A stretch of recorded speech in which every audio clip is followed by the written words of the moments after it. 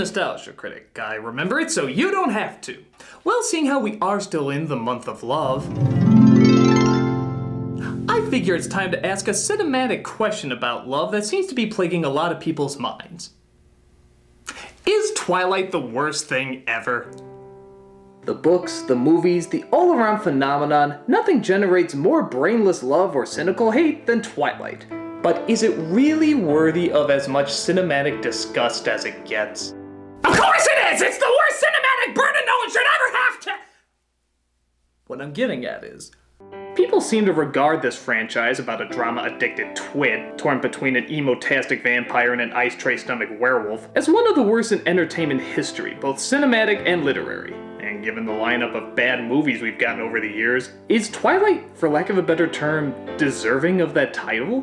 Well, let's get down to what people really hate about it. It messes with the classic lore, most famously, vampires don't sparkle. People have made up their own rules about vampires before, but this one seems to be the most not vampire. There's also plenty of plot holes and established story elements that never seem to truly add up, even within the silly additions they make to the Supernatural rulebook. And while these additions are phenomenally stupid, I've seen Garbage Pail Kids, so what else you got? The effects are terrible. Again, Garbage Pail Kids next. It's nothing but female-oriented smut. Well, you're close. It sparked the authors of female-oriented smut, but these two don't even hit the bed sheets until part 4, part 1. And to its credit, I do think the bed gave the best performance. It did not look happy to be a flat surface for flat characters. This was actually a suicide, not too many people know that. But I digress. The story is focused, albeit poorly, on the emotions of the characters. You know, when they actually decide to show emotion. Oh, don't get me wrong, it's horrible at it, but that doesn't make it smut until part 4. And even then, the rewards of such an act are not... rewardy. So that leaves us with one last major aspect that people seem to hate the most. The characters, and their complete fucked up ethics. The fact that these people are some of the stupidest and most selfish creations that any financially successful series has ever produced. And yeah, they are. First you got Edward, who has been around for more than 100 years and yet still managed to not grow a personality. Which figures because he falls in love with another personality-stricken bland job, but we'll get to her in a bit. They share little to no chemistry, yet he constantly wants to throw himself at her feet. So much so that even dollar store romance novels are telling him to grow a pair. He also likes to break up with her, yell at her, get in contrived cockfights, calls a literal miracle of birth an evil abomination. But that's okay because women like a bad bat? Jacob is the other idiot who seems to have the hots for Bella. He seems to be a little smarter than Edward, and even supportive of those he cares about. But he is still attracted to Bella, which is why I use the term little smarter than Edward. His big controversy outside of being allergic to shirts is he imprints on a newborn baby, which in Twilight Land means he has marked her to be his future mate, making him a pedo-wolf? I guess this part never bothered me too much because nobody fully knows how imprinting works because they just made the shit up. I always thought he was just doing it to protect Bella's kids so the other wolves wouldn't kill her. Or even some made-up wolf bullshit sense could see the future and see that they would one day be a couple. I don't know, they made it up and it doesn't make a whole lot of sense, so how am I supposed to get angry with it if I don't even understand it? That said, it is pretty weird to watch a kid grow and I guess be thinking, yeah, I'm gonna bang that someday?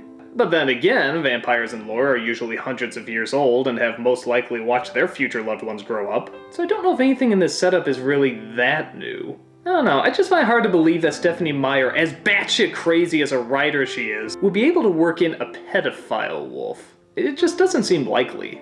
Whatever the reasoning is and whatever imprinting is, I'm sure it's stupid. And probably not the main reason to hate the movies. But then we got the queen of mouth-breathing herself, Bella. Bella is where many have the most ethical problems, and they should. She's awful. She never fights for herself, is overly dependent, is constantly throwing herself into peril just so her Plague Girl calendars can save her. Even at her goddamn wedding, she barely cracks a smile. Look at that! Oh, I'm getting married. Sucks.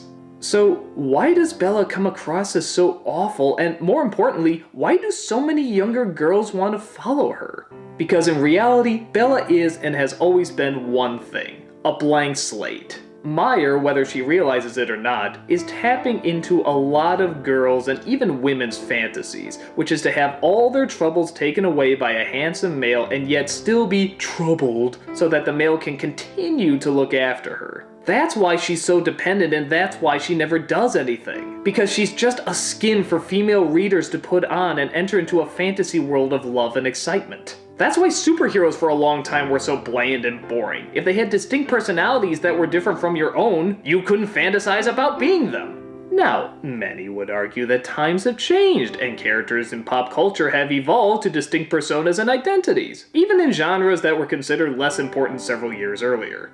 And that's probably the biggest reason people hate Twilight, because a character nowadays being too much of a blank slate, not doing anything, now equals uncaring, selfish, lazy, too dependent on everyone, and avoiding responsibility when trouble is afoot. And seeing how the biggest audience for this series is girls and younger women, many would say this is the worst role model that could ever be devised for an evolving world. And on the one hand, yeah, that sounds exactly right. She is the worst role model for anyone. Just a miserable, uninteresting little pain-in-the-ass burden, which the story is building up as the everyday hero. Yeah, lick it.